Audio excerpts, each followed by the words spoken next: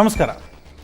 ಇವತ್ತಿನ ಡಿಯರ್ ಡಾಕ್ಟರ್ನಲ್ಲಿ ನಾವು ಆರೋಗ್ಯದ ವಿಚಾರವಾಗಿ ಮತ್ತೊಂದು ಸಬ್ಜೆಕ್ಟನ್ನು ಎತ್ಕೊಂಡಿದ್ವಿ. ಸಾಮಾನ್ಯವಾಗಿ ಆರೋಗ್ಯ ಅಂದ ತಕ್ಷಣ ನಮ್ಮ ಸುತ್ತಲಿರುವಂಥ ಪೂರಕವಾದ ವಾತಾವರಣ ಹೇಗಿರುತ್ತೆ ಅನ್ನೋದ್ರ ಬಗ್ಗೆ ಕೂಡ ಮಾತನಾಡಬೇಕಾಗತ್ತೆ. ಆದರೆ ಇವತ್ತಿನ ದಿನಮಾನಗಳಲ್ಲಿ ನಮ್ಮ ಸುತ್ತಲಿರುವಂಥ ವಾತಾವರಣ, ನಾವು ತೆಗೆದುಕೊಳ್ತಿರುವಂಥ ಆಹಾರ ಮತ್ತು ನಮ್ಮ ಕೆಲಸದ ಒತ್ತಡ ಇವೆಲ್ಲವೂ ಸೇರಿ ನಮ್ಮ ಇಡೀ ದೇಹವನ್ನು ಜರ್ಜರಿತವಾಗಿರಿಸುತ್ತೆ. ಹಾಗಿದ್ರೆ ನಾವು ಈ ಎಲ್ಲ ಒತ್ತಡಗಳ ಮಧ್ಯೆ ಹೇಗೆ ಬದುಕಬೇಕು, ನಮ್ಮ ಲೈಫ್ ಸ್ಟೈಲ್ ಹೇಗಿರಬೇಕು, ಯಾವುದರ ಮೇಲೆ ಏನೆಲ್ಲ ರೀತಿಯಾದಂಥ ಪರಿಣಾಮಗಳು ಉಂಟಾಗುತ್ತೆ, ಇದ್ರ ಬಗ್ಗೆ ಮಾತನಾಡೋದಕ್ಕೆ ವೈಬ್ಸ್ ಹೆಲ್ತ್ ಕೇರ್ ಲಿಮಿಟೆಡ್ ಇದರ ವತಿಯಿಂದ ತಜ್ಞರಾದಂಥ ನಳಿನಾ ಅವರು ನಮ್ಮ ಜೊತೆ ಇದ್ದಾರೆ. ನಳಿನಾ ಅವರೇ, ಕಾರ್ಯಕ್ರಮಕ್ಕೆ ಸ್ವಾಗತ. ಹಾಗೆ ಗಾಯತ್ರಿ ಮಹೇಶ್ ಅವರು ಕೂಡ ನಮ್ಮ ಜೊತೆ ಇದ್ದಾರೆ. ನಿಮಗೂ ಕಾರ್ಯಕ್ರಮಕ್ಕೆ ಸ್ವಾಗತ. ಗಾಯತ್ರಿ ಅವರೇ, ಇವತ್ತು ನಾನಾಗಲೇ ಹೇಳಿದ ಹಾಗೆ ನಮ್ಮ ಸುತ್ತಲಿರುವಂಥ ವಾತಾವರಣ, ಕೆಲಸದ ಒತ್ತಡ, ಅದರ ಜೊತೆಗೆ ನಾವು ತೆಗೆದುಕೊಳ್ಳುವಂಥ ಆಹಾರ, ಜೀವನ ಶೈಲಿ ಇವೆಲ್ಲವೂ ಅನುಕೂಲವಾಗಿಲ್ಲ ನಮ್ಮ ಒಟ್ಟಾರೆ ಆರೋಗ್ಯಕ್ಕೆ. ಇವೆಲ್ಲವೂ ಸೇರಿ ನಮ್ಮ ದೇಹದ ಮೇಲೆ ಬೀರ್ತಾ ಇರುವಂಥ ಪರಿಣಾಮಗಳೇನು ಅಂತ? ಪರಿಣಾಮಗಳು ತುಂಬ ಬೇರೆ ಬೇರೆ ಥರದಲ್ಲಿ ಆಗುತ್ತೆ. ಮಾನಸಿಕವಾಗಿ ಆಗಿರ್ಬೋದು, ದೈಹಿಕವಾಗಿ ಆಗಿರ್ಬೋದು. ಸೊ ಅದರಿಂದ ದುಷ್ಪರಿಣಾಮಗಳು ತುಂಬಾ ಜಾಸ್ತಿ ಇದೆ. ಸೊ ದೈಹಿಕವಾಗಿ ಅಂತಂದರೆ ತೂಕ ಹೆಚ್ಚಾಗೋದು ಒಂದಾಗುತ್ತೆ.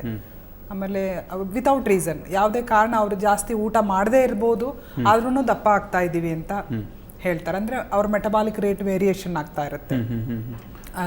ಸ್ಲ್ಯಾಶ್ ಡೌನ್ ತುಂಬ ಕಡಿಮೆ ಆಗ್ಬಿಡೋದು ಮೆಟಬಾಲಿಕ್ ರೇಟ್. ಯಾಕಂದರೆ ನಮ್ಮ ಲೈಫ್ ಸ್ಟೈಲ್ ಆಗಿದೆ, ಫಿಸಿಕಲ್ ಆಕ್ಟಿವಿಟಿ ಕಡಿಮೆ ಇರುತ್ತೆ, ಒತ್ತಡ ಜಾಸ್ತಿ, ಕೆಲಸದ ಒತ್ತಡ ಇರ್ಬೋದು, ಸ್ಟ್ರೆಸ್ ಜಾಸ್ತಿ ಆಗಿ ಅದರಿಂದನೂ ಕೂಡ ಮೆಟಬಾಲಿಕ್ ರೇಟ್ ವೇರಿಯೇಷನ್ ಆಗುತ್ತೆ.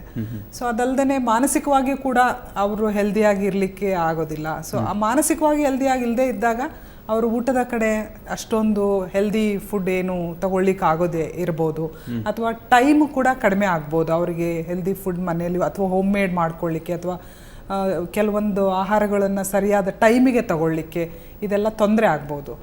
ಸೊ ಇದೆಲ್ಲದರಿಂದ ಕೊನೆಗೆ ಒಟ್ಟಾರೆ ಅವ್ರಿಗೆ ತೂಕದಲ್ಲಿ ವೇರಿಯೇಷನ್ ಆಗೋದು, ಅವ್ರಿಗೆ ಹೈಟಿಗೆ ಇರುವಂತಹ ಬೇಕಾಗಿರುವಂಥದ್ದು ತೂಕ ಜಾಸ್ತಿ ಆಗ್ತಾ ಹೋಗುತ್ತೆ. ಸೊ ಇವೆಲ್ಲ ಕಾರಣಗಳಿಗೆ ಅವರು ಮೊದಲನೇದಾಗಿ ಅವ್ರು ನೋಡಬೇಕಂದ್ರೆ ವೆಯ್ಟ್ ಮೇಂಟೈನ್ ಮಾಡಬೇಕು. Weight management is more important.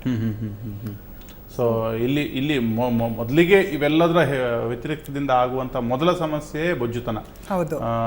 ವೇಟಲ್ಲಿ ಆಗುವಂಥ ಒಂದು ಹೆಚ್ಚು ಕಡೆ ಏರಿಳಿತಗಳಾಗಿರ್ಬೋದು, ಅಲ್ಲಿಂದನೇ ಸಮಸ್ಯೆಗಳು ಶುರುವಾಗ್ತಾನೆ ಹೋಗುತ್ತೆ. ಏನು ವಾತಾವರಣದಲ್ಲಿ ಆಗುವಂತಹ ಕೆಲವು ವ್ಯತಿರಿಕ್ತತೆಗಳ ಬಗ್ಗೆ ಮಾತಾಡೋಕೆ ಹೋದರೆ ಅಲ್ಲಿ ನೇರವಾಗಿ ಎಫೆಕ್ಟ್ ಬೀಳೋದು ಚರ್ಮಕ್ಕೆ, ಸ್ಕಿನ್. ನಾವು ಇವತ್ತಿನ ದಿನಮಾನಗಳಲ್ಲಿ ಈ ಸ್ಕಿನ್ ಬಗ್ಗೆ ನಾವು ಎಷ್ಟು ಕೇರ್ ತಗೋಬೇಕಾಗತ್ತೆ? ವಾತಾವರಣದ ದುಷ್ಪರಿಣಾಮಗಳು ಮೊದಲನೇದಾಗಿ ಸ್ಕಿನ್ ಅಂತ ಚರ್ಮದ ಮೇಲೆ, ಮತ್ತೆ ಎರಡನೇದಾಗಿ ಕೂದಿನ ಮೇಲೆ, ಹೊರಗಡೆ ಎಕ್ಸ್ಟರ್ನಲ್ಲಿ ಎಫೆಕ್ಟ್ ಆಗೋದು ಅವೆರಡಕ್ಕೆ. ಆಮೇಲೆ ಹೆಲ್ತ್ ಇಶ್ಯೂಸ್ ಕೂಡ ಆಗತ್ತೆ. ಮೊದಲನೇದಾಗಿ ಚರ್ಮಕ್ಕೆ ಬಂದಾಗ ಈ ಏರ್ ಪೊಲ್ಯೂಷನ್ ಅಂತ ಏನ್ ಹೇಳ್ತೀವಿ, ಹೊರಗಡೆ ಹೋದಾಗ ಈ ಧೂಳು ಅಥವಾ ಬೇರೆ ಬೇರೆ ತರ ಏನಿದೆ ಅದನ್ನೆಲ್ಲ ನಮ್ಮ ಚರ್ಮದ ಮೇಲೆ ಬಿದ್ದಾಗ ಅದು ತುಂಬಾನೇ ವ್ಯತಿರಿಕ್ತವಾಗಿ ಪರಿಣಾಮಗಳನ್ನ ಉಂಟು ಮಾಡುತ್ತೆ, ದುಷ್ಪರಿಣಾಮಗಳು ಅಂತಾನೆ ಹೇಳ್ಬೋದು. ಅದು ಫಸ್ಟ್ ತಗೊಂಡ್ರೆ ನಾವು ಟ್ಯಾನ್ ಆಗ್ಬೋದು, ಸನ್ಲೈಟ್ ಡೈರೆಕ್ಟ್ ಆಗಿ ಬೀಳೋದ್ರಿಂದ ಟ್ಯಾನ್ ಆಗುತ್ತೆ, ಸನ್ ಟ್ಯಾನ್ ಆಗೋ ಪ್ರಾಬ್ಲಮ್ಸ್ ಇರುತ್ತೆ. ಅದು ಬಿಟ್ರೆ ಇವಾಗ ತುಂಬಾನೇ ಓಪನ್ ಪೋರ್ಸ್ ಆಗೋದು, ಅದು ಇನ್ನೊಂದು ದುಷ್ಪರಿಣಾಮ ಆಗತ್ತೆ. ಆಮೇಲೆ ಆಕ್ನೆಸ್ ಅಂದ್ರೆ ಪಿಂಪಲ್, ಮೊಡವೆಗಳು ಉಂಟು, ಅದು ಆಗತ್ತೆ. ಇದಕ್ಕೆಲ್ಲ ನಾವು ಮೊದಲನೇದಾಗಿ ಚರ್ಮನ ಕ್ಲೀನಾಗಿ ಇಟ್ಕೋಬೇಕಾಗತ್ತೆ. ಕ್ಲೀನಾಗಿ ಇಟ್ಕೋಬೇಕಂದ್ರೆ ಅದಕ್ಕೆ ಬೇಸಿಕ್ ಟ್ರೀಟ್ಮೆಂಟ್ಸ್ ಇರುತ್ತೆ. ಅಂದ್ರೆ ಕ್ಲೆನ್ಸಿಂಗ್, ಟೋನಿಂಗ್, ಮಾಯ್ಚರೈಸಿಂಗ್ ಅಂತ ಹೇಳ್ತೀವಿ. ಅದು ಮನೆಯಲ್ಲಿ ಮಾಡೋ ಅಂಥದ್ದು.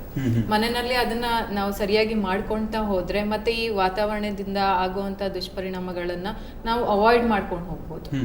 ಈ ಸನ್ ಬ್ಲಾಕ್ ಲೋಷನ್ ಯೂಸ್ ಮಾಡೋದ್ರಿಂದ ಈ ಸನ್ ಟ್ಯಾನ್ ಆಗೋದನ್ನ ತಡಿಬಹುದು. ಅದೇ ರೀತಿ ಚರ್ಮನ ರೆಗ್ಯುಲರ್ ಆಗಿ ಕ್ಲೆನ್ಸಿಂಗ್ ಮಾಡೋದ್ರಿಂದ, ಅಂದ್ರೆ ದಿನಕ್ಕೆ 3 ಸರಿ ವಾಶ್ ಮಾಡಿ ಕ್ಲೀನ್ ಆಗಿ ಇಟ್ಕೊಳ್ಳೋದ್ರಿಂದ ಈ ಆಕ್ನೆಸ್ ನ ಕಂಟ್ರೋಲ್ ಮಾಡಬಹುದು. ಅದು ಬೇಸಿಕ್ ಇದು ಏನದು ಪ್ರಿಕಾಷನ್ಸ್ ಅಂತ ಏನ್ ಹೇಳ್ತೀವಿ.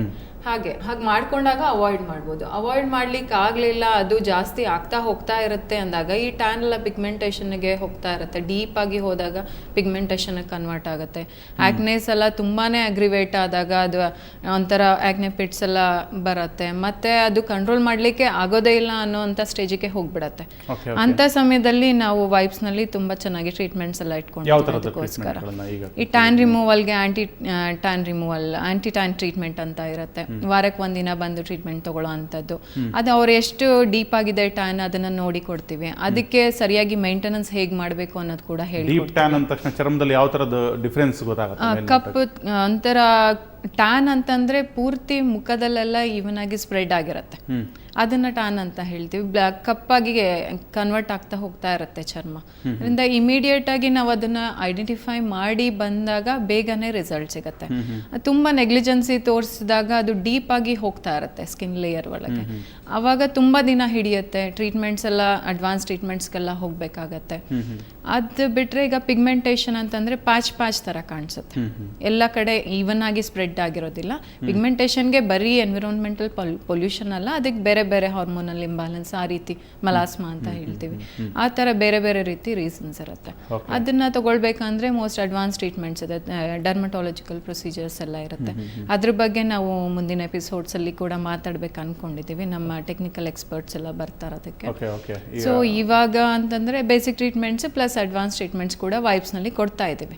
ಅದು ಬಿಟ್ರೆ ಆಕ್ನೆ ಟ್ರೀಟ್ಮೆಂಟ್ಸ್ಗೆ ಸ್ಕಿನ್ ಪ್ಯೂರಿಫಿಕೇಶನ್ ಮಾಡ್ತೀವಿ. ಸ್ಕಿನ್ ಪ್ಯೂರಿಫಿಕೇಶನ್ ಜೊತೆಗೆ ಅದಕ್ಕೆ ಸ್ವಲ್ಪ ಆಹಾರದಲ್ಲಿ ಎಲ್ಲ ಚೇಂಜಸ್ ಮಾಡ್ಕೊಳ್ಳೋ ಅವಶ್ಯಕತೆ ಕೂಡ ಇರುತ್ತೆ.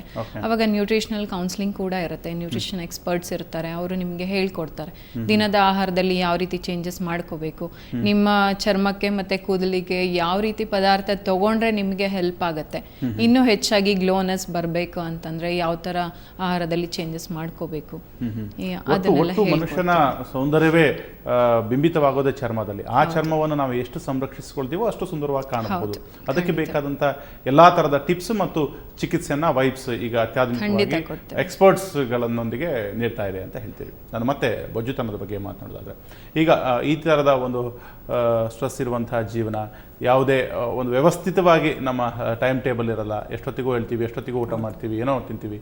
ಸೊ ಒಟ್ಟಾರೆಯಾಗಿ ನಮ್ಮ ವೆಯ್ಟಲ್ಲಿ ತೂಕ ಹೆಚ್ಚಾದಾಗ ಯಾವ ಥರದ ಒಂದು ಚಿಕಿತ್ಸೆ ಅವರಿಗೆ ವೈಬ್ಸ್ ನೀಡ್ತಾ ಇದೆ ಮತ್ತು ಯಾವ ಮಾದರಿ ಚಿಕಿತ್ಸೆಯಲ್ಲಿ ವೈಬ್ಸ್ ಹೆಚ್ಚಿನ ಭರವಸೆ ನೀಟ್ಟಿದೆ ಅಂತ? ವೈಬ್ಸಲ್ಲಿ ವೆಯ್ಟ್ ಲಾಸ್ ಮತ್ತು ಇಂಚ್ ಲಾಸ್ ಅಂತ 2 ಥರದ ಟ್ರೀಟ್ಮೆಂಟ್ಸ್ ಇದೆ. So inch loss, instant inch loss ಕೂಡ ಇದೆ. ಅಂದರೆ ಲಿಪೋಲೇಸರ್ ಒಂದು ವಿಧಾನ ಅದು. ಅಂದರೆ ಒಂದು ಸಲಕ್ಕೆ ಅವ್ರಿಗೆ 3 ರಿಂದ 6 ಇಂಚುಗಳಷ್ಟು ಸುತ್ತಳತೆ ಗೊತ್ತಾಗುತ್ತೆ, ಕಡಿಮೆ ಆಗುತ್ತೆ ಅದು. ಸೊ ಆ ಟ್ರೀಟ್ಮೆಂಟಿಂದ ಅವ್ರಿಗೆ ಕಾನ್ಫಿಡೆನ್ಸ್ ಹೆಚ್ಚಾಗ್ತಾ ಹೋಗುತ್ತೆ. ಸೊ ಅವರು ಆಮೇಲೆ ಮ್ಯಾನೇಜ್ ಮಾಡ್ಕೊಳ್ಳಿಕ್ಕೆ ವೆಯ್ಟ್ ಮ್ಯಾನೇಜ್ಮೆಂಟ್ಗಾಗಿ, ಹೆಲ್ತ್ ಆ್ಯಂಡ್ ವೆಯ್ಟ್ ಮ್ಯಾನೇಜ್ಮೆಂಟ್ಗಾಗಿ ನ್ಯೂಟ್ರಿಷನಲ್ ಕೌನ್ಸಿಲಿಂಗ್ ಕೂಡ ಇರುತ್ತೆ. ಅವ್ರಿಗೆ ಡಯಟ್ ಚಾರ್ಟ್ ಕೂಡ ಕೊಡ್ತೀವಿ. ಏಕೆಂದರೆ ಸಾಮಾನ್ಯವಾಗಿ ನಾವು ಕ್ಲೈಂಟ್ಸ್ ಮೀಟ್ ಮಾಡಿದಾಗ ನಾವು ವಾಟ್ ವಿ ನೋಟಿಸ್ಡ್ ಅಂದರೆ ಅವರು 3 ಬಿಗ್ ಮೀಲ್ಸ್ ಊಟ ಮಾಡಿಬಿಟ್ಟು ಹಾಗೆ ಸುಮ್ಮನೆ ಇರೋದು. ಸೊ ಅದರಿಂದ ಅವ್ರಿಗೆ ಮೆಟಬಾಲಿಕ್ ರೇಟ್ ಕಡಿಮೆ ಆಗುತ್ತೆ. ಸೊ ಅದೆಲ್ಲ ಕರೆಕ್ಷನ್ಸ್ ಅವೇರ್ನೆಸ್ ಕೊಡ್ತೀವಿ ಅವ್ರಿಗೆ. So how the frequent small meals ಹೇಗೆ ಹೆಲ್ಪ್ ಆಗುತ್ತೆ, ಸೊ ಅದರಿಂದ ಹೇಗೆ ವೆಯ್ಟ್ ಮ್ಯಾನೇಜ್ ಮಾಡಬೇಕು, ಅವರು ವೆಯ್ಟ್ ಕಂಟ್ರೋಲ್ ಮಾಡಬೇಕು ಅಂತಂದು ಅವ್ರೇನು ಬರೀ ಫ್ರೂಟ್ ಡಯಟ್ ಮೇಲೆ ಇರಬೇಕಾಗಿಲ್ಲ, ಅಥವಾ ಅವ್ರ ಮನೇಲಿ ಮಾಡದೇ ಇರೋದನ್ನು ಬೇರೆ ಯಾವುದೋ ಬರೀ ಓಟ್ಸ್ ತಿಂದ್ಬಿಡಿ ಅಥವಾ ಬ್ರೆಡ್ ಏನೋ ತಿಂದ್ಬಿಡಿ ವೆಯ್ಟ್ ಲಾಸ್ ಆಗುತ್ತೆ, ಆ ಥರ ಏನು ಮಾಡಲ್ಲ. ಅವ್ರೇನೇನು ಊಟ ಮಾಡ್ತಾ ಇದ್ದಾರೋ, ಇನ್ಫ್ಯಾಕ್ಟ್ ಅವ್ರು ರೊಟ್ಟಿ ಆಗಿರ್ಬೋದು, ಮುದ್ದೆ ಊಟ ಮಾಡ್ತಾ ಇರ್ಬೋದು, ಅಥವಾ ಅನ್ನ ಊಟ ಮಾಡ್ತಾ ಇರ್ಬೋದು, ಕೆಲವೊಂದು ಮಿತ್ಸ್ ಕೂಡ ಫಾಲೋ ಮಾಡ್ತಿರ್ತಾರೆ. ನಾನು ಅನ್ನನೇ ಮುಟ್ಟೋದಿಲ್ಲ ಆದರೂ ದಪ್ಪ ಆಗ್ತೀನಿ, ದೇ ವಿಲ್ ಟೆಲ್. ಸೊ ಅದೆಲ್ಲ ಆ್ಯಕ್ಚುಲಿ ಮಿತ್ಸ್ ಅದು. ಸೊ ಹೇಗೆ ಯಾವಾಗ ಊಟ ಮಾಡಬೇಕು, ಹೇಗೆ ಊಟ ಮಾಡಬೇಕು, ಎಷ್ಟೆಷ್ಟು ಕ್ವಾಂಟಿಟಿಯಲ್ಲಿ ಊಟ ಮಾಡಬೇಕು ಅನ್ನೋ ಅವೇರ್ನೆಸ್ ಕೂಡ ನಾವು ಅವ್ರಿಗೆ ಕೊಡ್ತೀವಿ. ಸೊ ಇದರಿಂದ ಅವ್ರಿಗೆ ವೆಯ್ಟ್ ಮ್ಯಾನೇಜ್ಮೆಂಟ್ಗೆ ಹೆಲ್ಪ್ ಆಗುತ್ತೆ. ಕಳ್ಕೊಂಡಿರೋ ತೂಕ ಮತ್ತೆ ವಾಪಸ್ ಬರದ ಹಾಗೆ ಅವ್ರಿಗೆ ಹೆಲ್ಪ್ ಆಗಲಿಕ್ಕೆ ನ್ಯೂಟ್ರಿಷನ್ ಕೌನ್ಸಿಲರ್ಸ್, ಡಯಟ್ ಕೌನ್ಸಿಲರ್ಸ್ ಇರ್ತಾರೆ. ಸೊ ಅವರು ಕೂಡ ಅವ್ರಿಗೆ ಹೆಲ್ಪ್ ಮಾಡ್ತಾರೆ. ಸೊ ಲಿಪೋಲೈಸರ್ ಅಷ್ಟೇ ಅಲ್ಲದೆ, ಇನ್ಸ್ಟಂಟ್ ಇಂಚ್ ಲಾಸ್ ಅಲ್ಲದೆ ನಮ್ಮಲ್ಲಿ ಟಮಿ ಟಕ್ಸ್ ಇದೆ, ಥೈ ಟಕ್ಸ್ ಅಂದರೆ ಸ್ಪಾಟ್ ರಿಡಕ್ಷನ್. ಸೊ ಅದು ಕೂಡ ಅವ್ರಿಗೆ ಮ್ಯಾನೇಜ್ ಮಾಡಲಿಕ್ಕೆ, ಟೈಟ್ನಿಂಗ್ ಮತ್ತು ಟೋನಿಂಗ್ ಮಾಡಲಿಕ್ಕೂ ಕೂಡ ಅದು ಹೆಲ್ಪ್ ಆಗುತ್ತೆ. ಸ್ಕಿನ್ ವೆಯ್ಟ್ ಲಾಸ್ ಆದಾಗ ಲೂಸ್ ಆಗುತ್ತೆ, ಸ್ಯಾಗಿನೆಸ್ ಇರುತ್ತೆ. ಸೊ ಅದು ಟೈಟ್ನಿಂಗ್ ಮತ್ತು ಟೋನಿಂಗ್ ಮಾಡಲಿಕ್ಕೂ ಕೂಡ ನಮಗೆ ಈ ಟಕ್ಸ್ ಎಲ್ಲ ಹೆಲ್ಪ್ ಮಾಡುತ್ತೆ. ಇನ್ನೊಂದು ಸೈಜ್ 0 ಪ್ರೋಗ್ರಾಮ್ ಅಂತ ಇರುತ್ತೆ, ಸ್ಮಾರ್ಟ್ ಟೈಟ್ ಪ್ರೋಗ್ರಾಮ್ ಅಂತ ಇರುತ್ತೆ. ಸೊ ಇವೆಲ್ಲ ಪ್ರೋಗ್ರಾಮ್ ನಾವು ನಮ್ಮನ್ನು ಕನ್ಸಲ್ಟ್ ಮಾಡಿದಾಗ ಅವರ ದೇಹಕ್ಕೆ ಯಾವುದು ಸೂಕ್ತ.